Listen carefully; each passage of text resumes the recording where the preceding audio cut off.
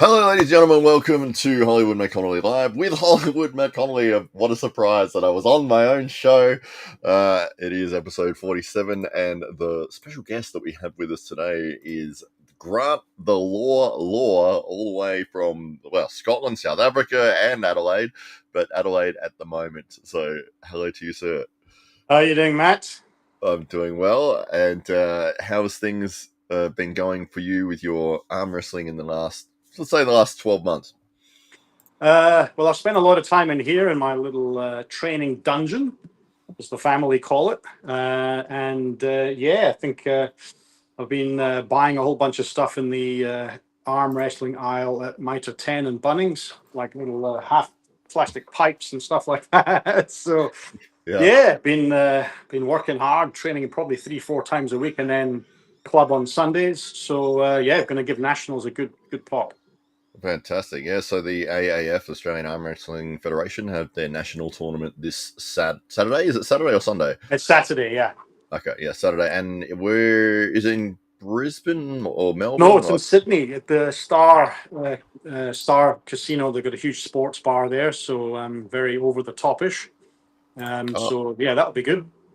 Fantastic. Yeah, well, I think last year they had over 100 people competing, so hopefully they can repeat that again for this year. And you're entering the Masters division, is that right? Yeah, this is the inaugural Masters comp. So that's over 40. I am 51, so I'm a little bit over that.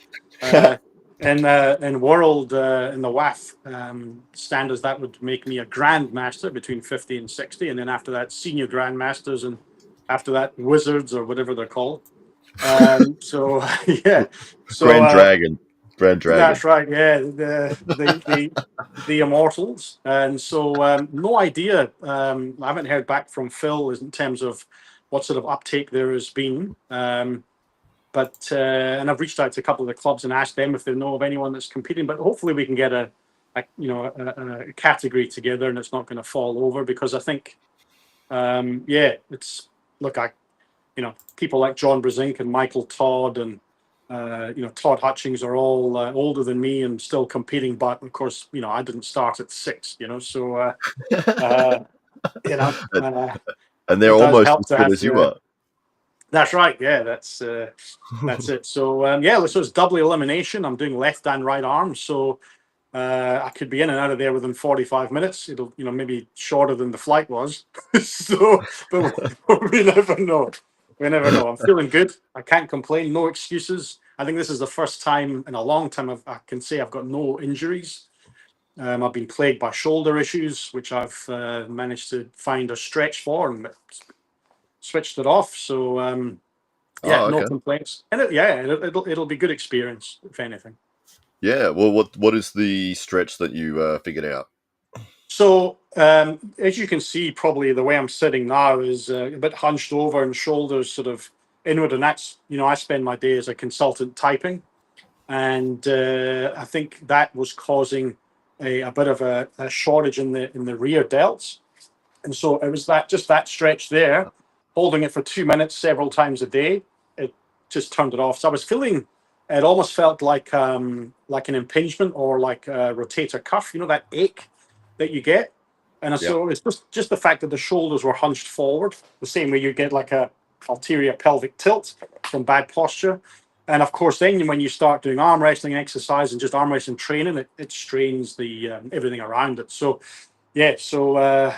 by total chance, after millions of stretches and different YouTube videos, I found one and I did it, and geez, that feels instantly good. Because I've been stretching out that way, thinking I needed to stretch here. But apparently, it's the shortening of the rear delt that causes pain in the front. So happy days. There you go. I thought it was because you were just like doing a most muscular pose at all times. Yeah, that is basically how I walk around Adelaide. Well, I mean, it is. It's just like this. The arms don't even move. It's just and especially on World Men's Day. So I've been doing that all day, just sort of grunting at people, snapping my fingers and demanding things and mansplaining to people. So yeah. Yeah, well, But we have Ash Sharma, who is also going to be competing in the national. He's just jumped in here. We'll say hello to Ash. Hello to you, sir. Hello, hello guys, how are you? Good, hey, mate. Good. It is Goku himself. How are And, you, Mr. Grant? I'm very well. How are you? Did you have your hair cut? Just got it done. Did you use the hammer and chisel again? Exactly, too sharp. Yeah, that's it. I can see that. have you seen the videos of the Indian guys that they put some sort of flammable liquid in and then they light the guy's hair on fire as they're cutting it? Yeah, it's been a lot of craze over there with these things, yeah. But lucky me, I haven't got that one. I Right. got hammer and swizzle over here. Yeah, the jackhammer. Yeah, for It sure. won't move like from that style for the next 6 months. Is that how it works? Yeah, it's pretty good. I think I like the sharp ones this time. Very nice. Well, we were just talking about the national tournament that is coming up on Saturday in Sydney, and Grant's going to be competing in the nationals. In the Masters division, and you're heading along as well, having put on a really good performance at the over the top. You came second. Was it in under 70s on left or right, or Both on 70s, on yeah. both?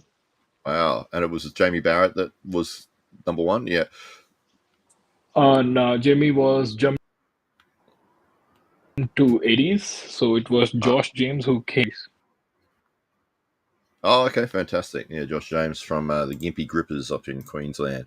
And yeah, well, that's a tremendous result for you there. I mean, to be able to come into a tournament at that level, whoop, he's gone and he's come back. There we go. Yeah, to be able to compete at that level, an international tournament really, and get second place is a tremendous achievement. So well done for that. Yeah, I think yeah, a bit of a hard work and luck both together. So yeah, it's pretty good. Absolutely. And we've got a few people in the chat here. We've got Siren, the singing arm wrestler. She says, "Hello, Dad and Matt," referring to Grant. And I'm surprised she didn't say happy birthday, but that's okay. Yeah, Lucky. she's missed it. She missed it Uh, today. Happy birthday, Grant. Sorry. Thanks, man. Thanks. Lucky from the Lucky Ones podcast is in. She does a great podcast every Saturday night trying to get more females involved in the sport of arm wrestling. And it is 3:30 in the morning over in the US at this point in time. But the Drew still manages to get on here. You can see him with the smiley face there. Who else have we got here? And the Drew says that Ash will whoop your ass. So there you go. He knows. He knows, that's right. The Drew says So he's been humble. up. Absolutely. So how do you see yourself going at the national tournament on Saturday, Ash?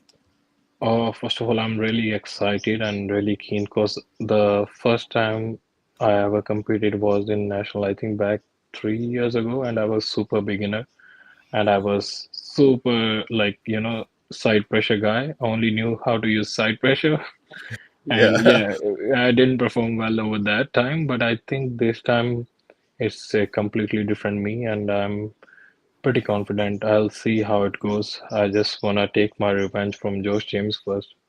Oh, okay. You've got a target out for Josh James Yeah. to get revenge from the over the top tournament. But is he a top roller? Is how did He he? he is a top roller, but due to his like short height, he has insane like back pressure. Okay, Yeah, that's he's good. Yeah, good hand control, quite big hands. right. So he was pulling you out of sort of position here with the back pressure, and even though Yeah, you're like keeping he was like momentum, super close, and then he right? just when they leaned back with it, so Yeah. I just got it out. Yeah. Yeah, well, there you go. I mean, if you know the things that he's doing, and that's always fun because you can game plan as to what you can do to combat that. Ruben Exactly. Ruben Jennings is in as well, another Ah, fantastic Australian arm wrestler, and I'm not sure if he competed at the over the top tournament, but if he did, it would have been local for him, and I'm sure that he'll be at the nationals as well for this Saturday. But always good to see Ruben in the chat there. So Grant, you were telling us about the injuries that you've been facing, but right at the moment you're you're all ready to go. You don't have anything niggling at the moment. No, I'm actually pretty good. I had tendonitis, which funnily enough cleared up with the shoulder, so that's probably another side effect of that. Um, yeah, I mean, for me, it's funny in this week and even before super matches, I've got a habit of injuring my hands. Just even like a paper cut is an issue in an arm wrestling match. You imagine gripping up and you go into the strap, and this thing bursts open and blood splatters on your opponent's face, and you get disqualified. These are things I think about. So yeah, but no, I'm actually, and I've done nothing. My last training session was on Thursday last week, and I think I posted it on the group chat. Did my PB and the Lariat lifted 45 kilos, which is okay for an old man. And that's it. Then I've stopped. Once or twice I've wandered out into here, and there's a couple of stretchy bands, and I'll just do a little bit of pronation. But other than that, my plan is to totally rest, do nothing. I've went for a couple of runs, but no weight training whatsoever, no pulling, and hopefully I'll come into Saturday as strong as I can be, and hopefully it'll just be me as the arm wrestler, and then maybe a busload of really old pensioner tourists from Germany who decide to enter the Masters division, and then I come out national champion. That's where I'm thinking. Well, that's Yeah, a well, good idea, clearly. I did I did the Yeah. same as well. I think I had 3 weeks total like rest, just with the resistance band, just a moment with the blood flow. And I think my side pressure injury is pretty good. I'm feeling good. I just have a very like a little bit on my right riser, but I think it's not that bad. It will survive the tournament. So let's hope for the best. are you just going in the 70s, Ash, or are you doing multiple classes? No, actually, I'll do just 70s both arms. I think for this time, and I think are we having like SA Titans states as well in February? I think I Yeah. might do 70 in that for the last time in my life. And then also in that tournament, I'll do 80s and 90s, whichever possible. So I'll do like 3 categories in the Feb one if I'll be able to maintain my weight till 70s. Aha. And so you said the last time that you will be competing in the under 70, so is it you've been cutting weight to get under that limit? Is that Yeah, actually, I was 76.5 before the over the top competition. Then I had to cut 6.5 kgs because it was just bad fat. So the first 4 kgs was super easy to cut, but the other two was the super difficult. Even at the moment, I'm exactly at 71. So I'm gonna start my water cut from tomorrow. So I'll be fine till Saturday. Yeah. oh, fantastic. Uh, yeah, and so do you think it's a little strange, Grant, with the Masters that it's over 40? I mean, it's I know that's the way that they've set it up throughout the world, but it seems quite young to have like an age division. Yeah. But look, but yeah, I get it. But it's a start. I think it hasn't really been actively promoted either, so I'm not sure how many people would know about it. But then, maybe it's word of mouth. And the Sydney and Queensland clubs, obviously, there are more of them. But yeah, look at beggars can't be choosers. The fact that we've got a Masters category this year will hopefully open up the doors for next year. And I think, look, my long term goal, and I don't know if long term is maybe within 3 years, because then I would have been training 6 years or 5.5 years. But I would love to make the top two in my age in the over 50s, because then I can compete at Worlds. Because even though there's only a Masters comp of over 40s, if you finish first or second, even this year, in the 50 to 60 or 60 to 70, you can still represent Australia in the world. So Wow. yeah, so that's something for me to aim for, I guess. And there you are, obviously. If you finish in the top two in your category, even though you don't do anything in the Masters per se in the actual tournament, it still opens up doors. So my view is let's just get this one done, and if we do get a good response, then maybe next year we can do over 50s or open it up the way the Worlds is done. I think the Worlds goes to like over 80s or something. I don't know. Um, so Over 80s. yes, Wow. I don't know. It's either 70s or 80s, but it's fairly old. Well, really old. And almost as old as you. When you're 51, that doesn't, that's bloody far off. So that's it's a good start, certainly, because I feel like anybody else. As long as I can stay injury free, I should be able to do this for the next 10 years. There's nothing stopping me doing that, especially as I say with John Brzenk and these kind of guys being the wrong side of 60. So why not? Yeah, I mean, look at guys like Alan Fisher, Alan who's Fisher, That's yeah. it. still competitive and still competing regularly, and there's a lot of examples. It's strange to me that in this sport, where a lot of it is based around strength and power, that people who are over the age of 40 seems to be like that's where you'll find your elite athletes, and Yeah. it's like it's almost the opposite of every other strength-based sport. Hmm. No, that's it. And look, I know myself. I started at 49. 2.5 years ago. It's not that you can't get stronger. It's not like you've peaked and that's it. I know from my lifts that I did, and stuff in the gym, and then your typical arm wrestling riser work and cupping and stuff. I've got stronger over the last 2 years. So I think if you get to that point where you're training hard and you're not seeing gains, then it might be a bit demotivating. But for me, as I'm seeing constant progression, guys are telling me my pronator's good, so that's fantastic feedback to get, and I'll keep going until something falls off. Yeah, well, I think somebody said to me on Sunday, they're like, Grant's been feeling really strong lately, and Yeah. the last time I got on the table with you, I did notice that you were a lot harder to hold than you used to be. Yeah, that's Exactly. it. He got massive hand. I think especially with his thumb, is super thick now, and Yeah, it's I've got a really very, hard. very meaty thumb. Yeah, it's Very meaty, but yeah, good gain, mate. Yeah. I do a lot of sort of the squeezy ball stuff. I do that every morning and every afternoon on the way to home and the way to work. Yeah, your hand control felt like pretty solid. Yeah, and that's it. And for whatever reason, the sort of like my supination, pronation is okay, but I can sort of wheel out whatever. I don't even know what muscles do that, to be honest. It's obviously not your pronator because that's the other way around. But but as I say, I've just got to be careful when I train. Obviously, being older, it takes longer to heal if you do get an injury. But you just don't go crazy. And even in super matches, I don't go mad if someone's getting the better of me and I feel that if I start putting my body behind it, I'm going to hurt myself. I just don't do it. I just let the ego escape and just try. For me, participation is more important than trying to win at all costs and doing a lass and I'm not gonna do that. I can't afford to do that at my age because when you start ripping things and breaking things at over 50, it takes a long time to heal. So and it becomes Absolutely. chronic. So bugger it. Yeah. For sure.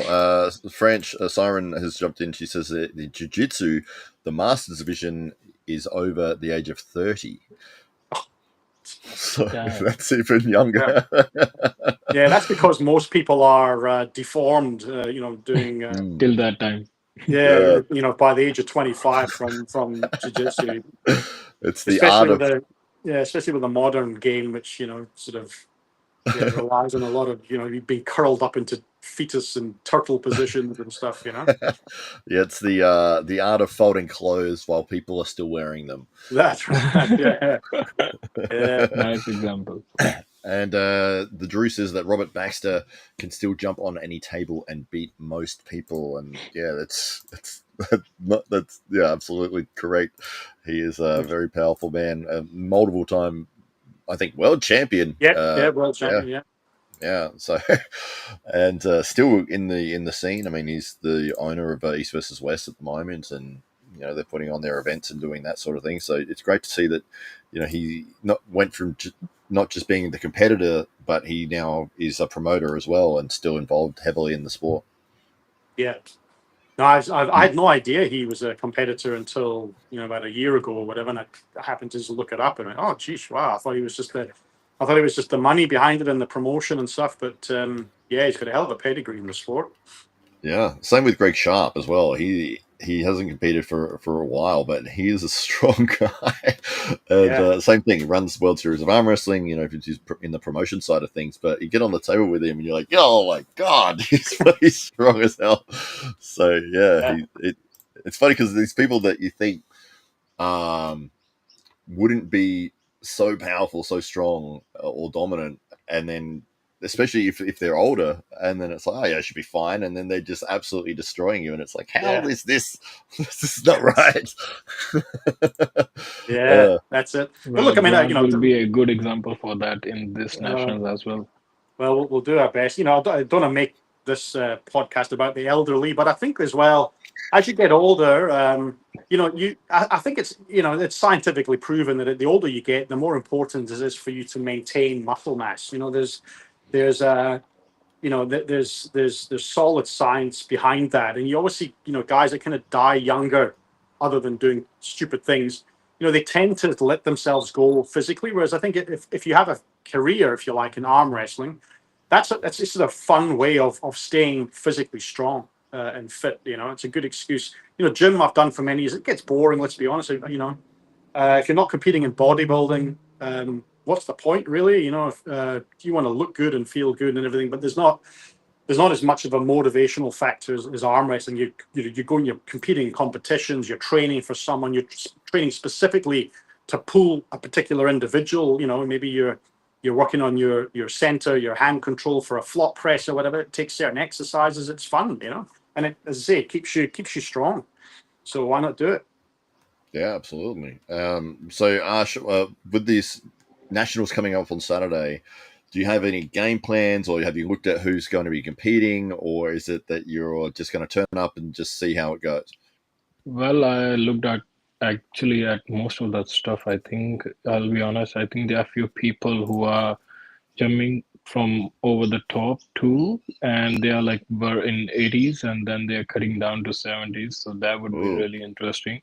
Yeah. Ooh. ah, So I know few of them. They are like quite really strong.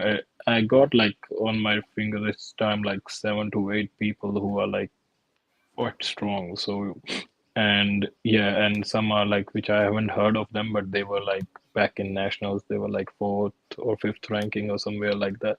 So they were yeah, quite good as well. So yeah, there are few people like at least 8 people who are like quite difficult. So yeah, I the particular game plan which I'm having is like more focused on my low hand because as being having taller limbs, I always end up in like at the edge of the pad. Earlier, I used to think like I can still manage, but now most of the time I'm already at the edge of the pad, so I can't engage much of my back pressure because eventually I have to do low hand, and then with low hand you can't engage much of the back pressure if you are already edge of the pad. So I have to think more about pronation or getting outwards and then using it. So that's my game plan. yeah. Well, so are you saying the edge of the pad at the front or at the back? Back at the back because that's why I can't use my back pressure because I'll fall otherwise. Right. Okay. So Even yeah. in So the over the top, I had I think just one match in which I was at the center, and all of the matches I was at the edge of the pad in the from the backward, so it was pretty hard. So I focus okay. on that, and I think I'll manage very well this time. Yeah, absolutely. Have you had a match with Connor at all? I'm trying to remember because your arm is longer than mine, which is really rare. That's I've hardly ever seen that. And Connor's arm is probably the shortest. I'm just trying to Exactly. remember I if I had to had line you guys up in the I center. had a match, like not a super match, but a match in a competition, the AWE one, the last. I had that match with him. Yeah, he's pretty strong actually, but I think with he did a hook with me, but I think I was more focused on hook as well because I wasn't used to be a hook puller, but then I started doing hook, so I think my hook get better, and he didn't expect it that, so I think yeah, was pretty good. Ah, there you I go. won Yeah. that, yeah. But it's Well, quite difficult to have him because he's so short and it's like your arm is already over here. You're gonna start yeah. from here. Yeah, that's what to be able to get your hands evenly like in height. I Oh, mean, yours is way up here, and he's up, so you're almost like this to be able to get a fair start. exactly. Siren says, I'm over 80, well over 80. If I had to cut to 70, I'd lose the will to live, let alone compete. The Drew says, carnivore diet for the win. At least remove the easy carbs like all breads, no sodas of any kind. Just try it for 60 days. I dare you. And he says, eat all the animal products you want, not fried. You still lose fat, no grains. So yeah, so lots of advice coming from the Drew there. But yeah. Oh, and French has replied. She says, I did carnivore for a while. It was good. I need my Coca-Cola, though. It's part of what provides my will to live. Yeah, she can't survive without that. Oh, okay. There you go. Oh. So we were going to talk about Richard Bornman as well, who had a big win over in South Africa on the weekend just gone. And not only him, but his brother as well, who is, well, how old is his brother? Like 17, 16? 17, yeah. 17. Yeah. And he had a victory over like 166 kilo heavyweight. And yeah, it was a amazing day for both of the Bornman brothers. Yeah, look, I mean, the Ferry brothers, Chris and Nicky, are they're kind of, you know, that between the two of them, they're second and third between left and right arm. I think it's really just Terence Opperman that on the ground anyway has. And there's another guy, I forget his name. Doesn't matter who. Yeah, so they really are top three, top four.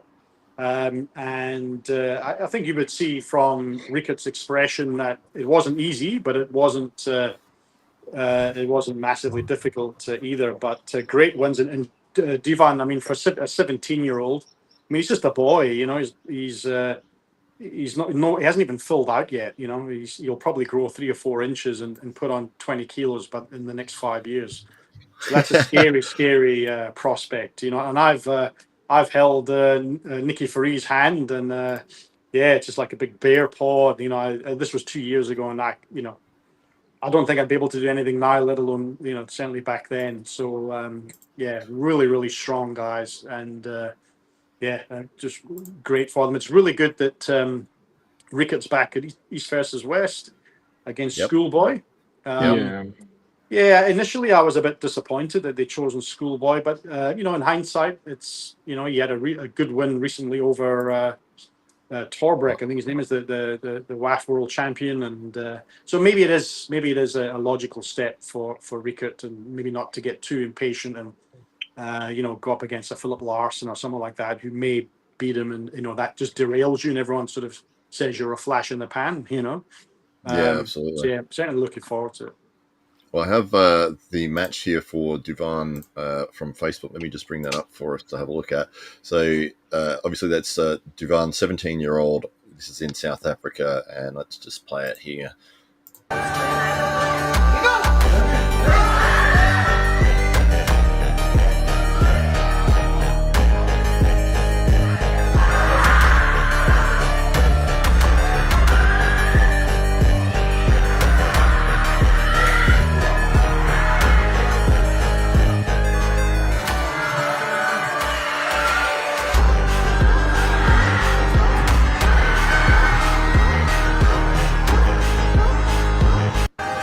Wow.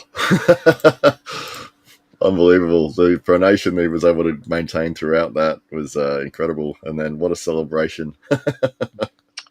Yeah, I think I wasn't really sure whether Rickett was just trying to, he's been punting his brother for a while now, and I thought he's just being a good brother. He's clearly strong, but I thought he's just being a good brother and trying to open doors for him. But if anybody had any doubts as to what that guy's potential is, that's now gone, because Nicky Ferry is a legend over there. Everyone knows him, everyone respects him as a puller. That's a massive, incredible win, really.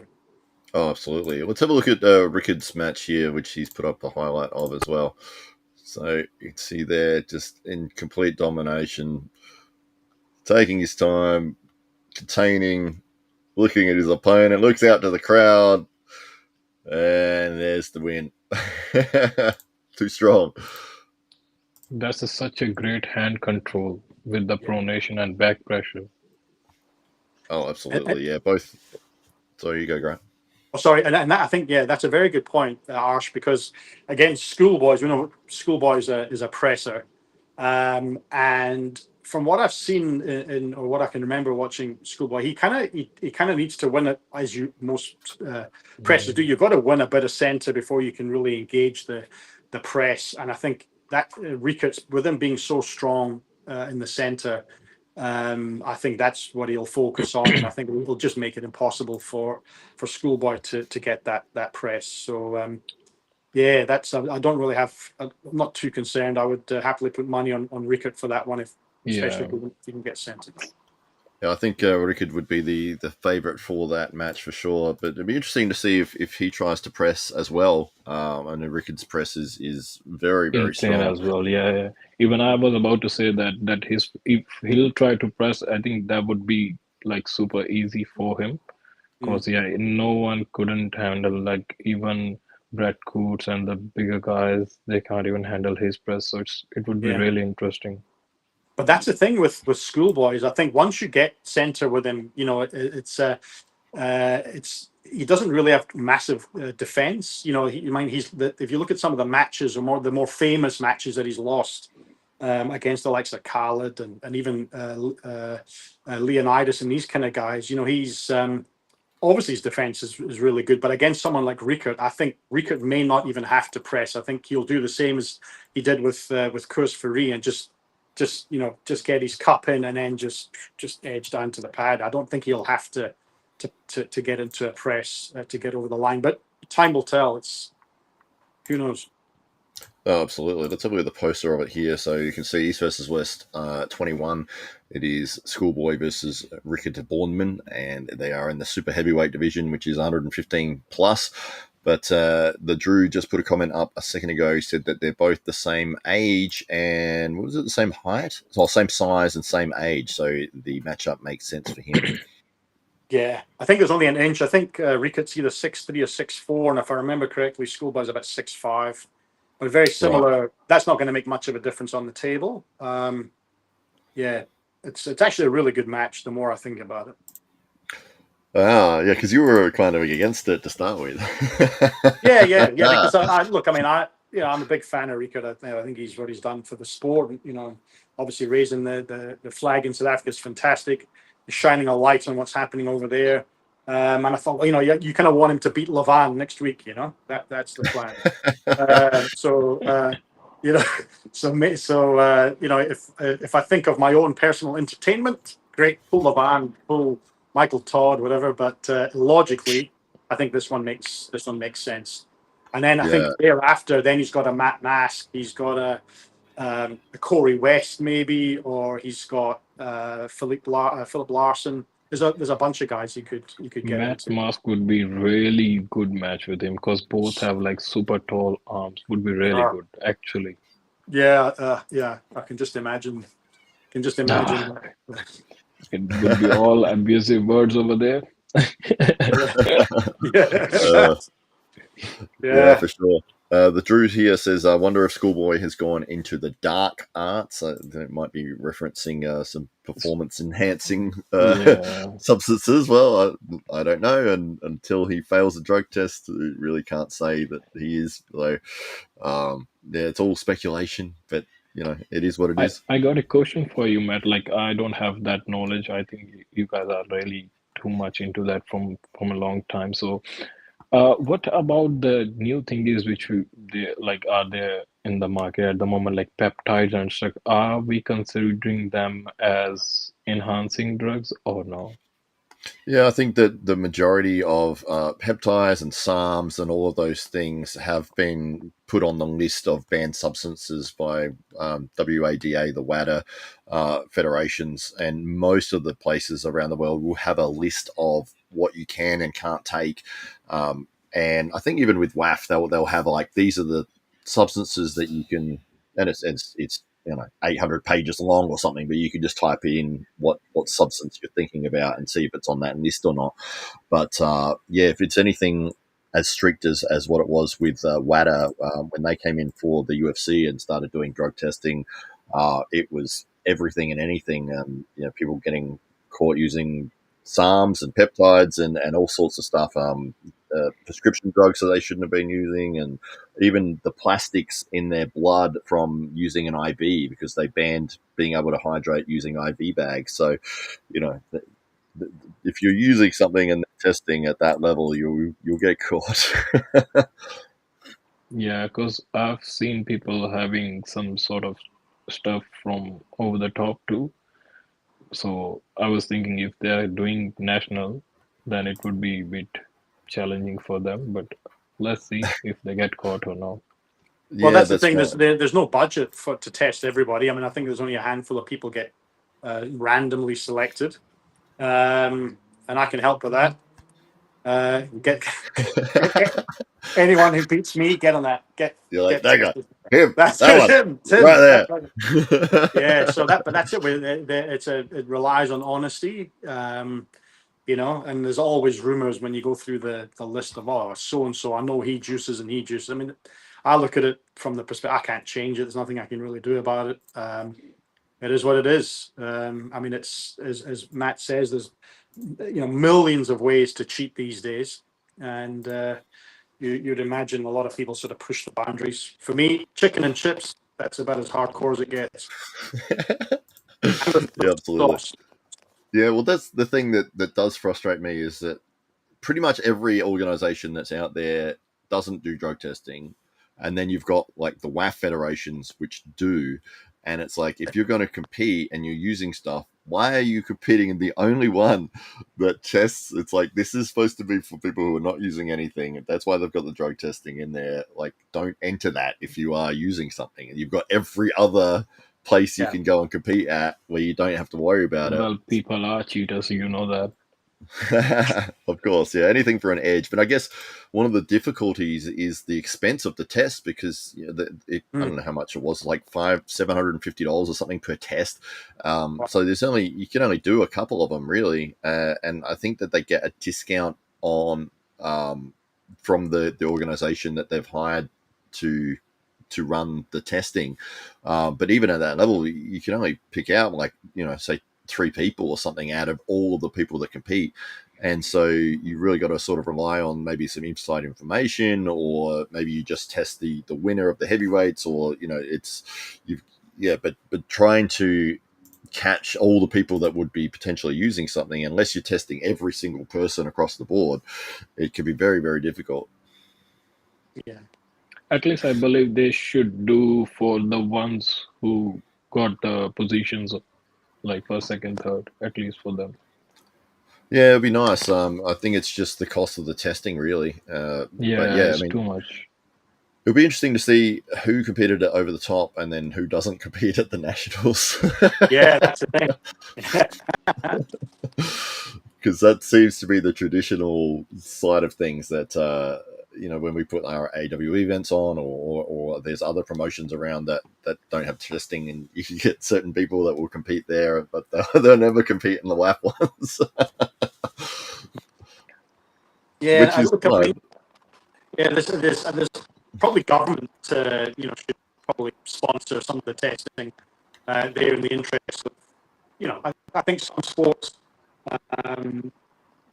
people take steroids, bodybuilding, for example, and everybody knows it, and it's accepted, and that's the done thing, and everyone's on it. So it is really an equal and fair playing ground, if you like. But until there's money to put into tests, that polygraph is even more expensive and less reliable.